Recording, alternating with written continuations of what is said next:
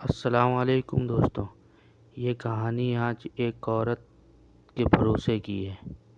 ایک عورت کہتی ہے کہ میرا آدمی کسی وجہ سے لمبے سمے کے لیے غائب ہو گیا۔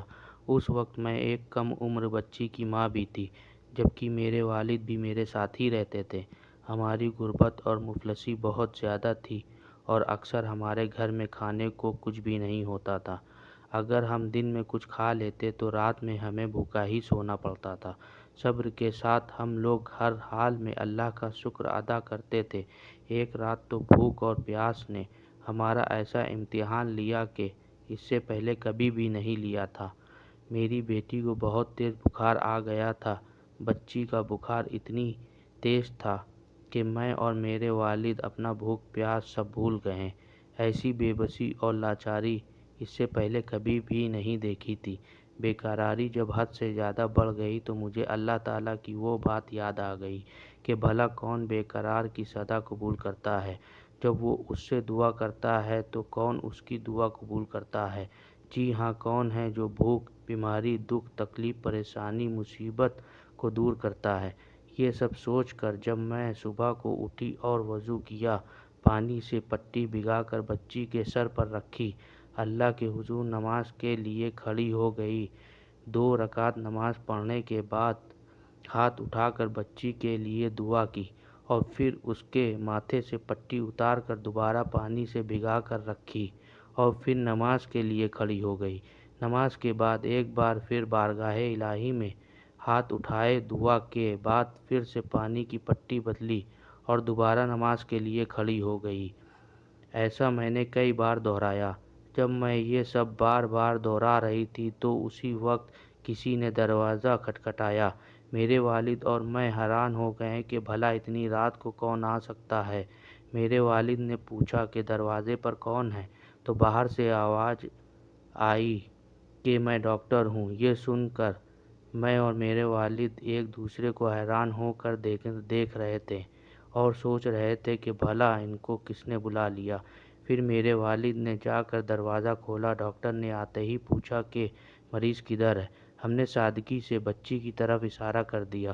ڈاکٹر نے بچی کو چیک کیا، پھر کاغذ پر دوا لکھ کر میرے ہاتھ میں رکھتے ہوئے بولے، لائیے میری فیس لائیے، میں اب چلتا ہوں۔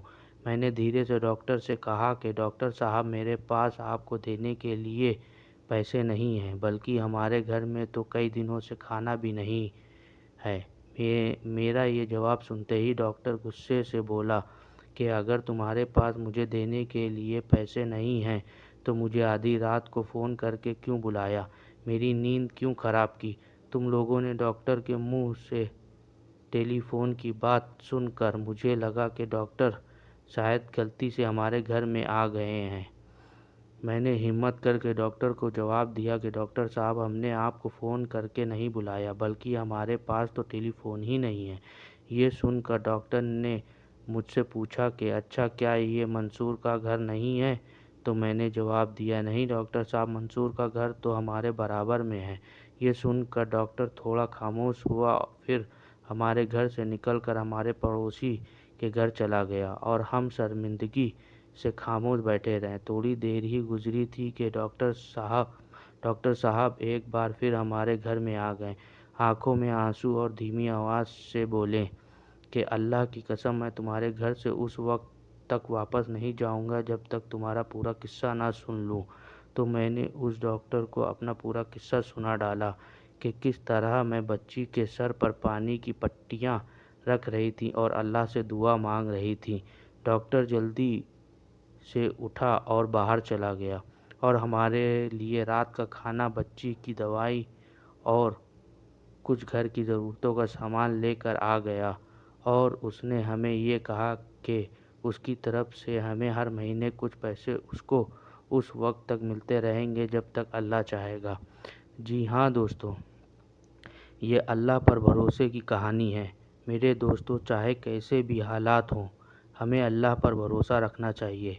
یقیناً جو لوگ اللہ پر بھروسہ رکھتے ہیں، اللہ پاک ان کی مدد ضرور کرتا ہے۔ اللہ ہم سب کو سمجھنے اور ہر حال میں اللہ پر بھروسہ رکھنے کی توفیق عطا فرمائے۔ آمین۔ اگر دوستو یہ ویڈیو اچھی لگی ہو تو لائک کریں، چینل کو سبسکرائب کریں